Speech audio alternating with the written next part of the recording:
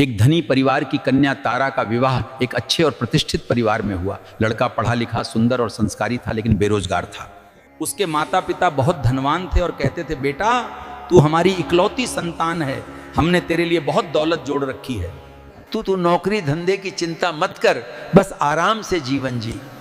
पर यही बात बहू तारा के मन को कचोटती रहती थी। वो जानती थी कि पराया धन कब तक साथ देगा, लेकिन वो अपनी पीड़ा किसी से कह भी नहीं पाती थी। एक दिन एक महात्मा जो हर 6 महीने में उस गली से फेरी लगाते थे, उस घर आए और बोले, माई एक रोटी मिल जाए तो बड़ी कृपा होगी। तारा रोटी लेकर बाहर आई, सास भी दरवाजे पर खड़ी थी। महात्मा ने तारा से पूछा, बेटी रोटी ताजी है या बासी?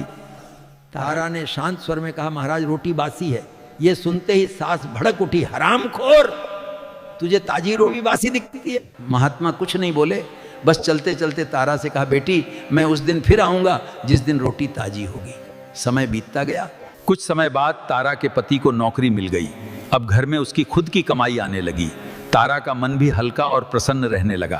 कुछ दिन बाद वही महात्मा फिर आए, इस बार भी रोटी मांगी। तारा रोटी लेकर आई। महात्मा ने फिर वही प्रश्न किया, बेटी रोटी ताजी है या बासी? तारा मुस्कुराकर बोली, महाराज रोटी बिल्कुल ताजी है। सास फिर दरवाजे पे खड़ी सब सुन रही थी और बोली, वाह उस दिन रोटी बासी थी, आज ताजी हो गई। महात्मा रुक गए और बोले, अरे ना समझ, तू क्या जाने, तेरी बहू बहुत समझदार है। फिर उन्होंने समझाया, ये जब मैं पहले आया था तब ये घर जुड़े हुए धन से चल रहा था, जो इसके लिए बासी था। आज तेरा बेटा मेहनत से कमा रहा है, इसलिए आज रोटी ताजी है। ये सुनकर सास की आंखें खुल गईं। वो महात्मा के चरणों में गिर पड़ी और अपनी बहू पर गर्व करने लगी। शिक्षा यही है, माता पिता का जोड़ा हुआ धन सहारा हो सकता, लेकिन जीवन का स्वाद केवल अपने परिश्रम की कमाई में होता है। जो सदा जुड़े धन पर निर्भर रहता है, वो एक दिन खाली हाथ रह जाता है।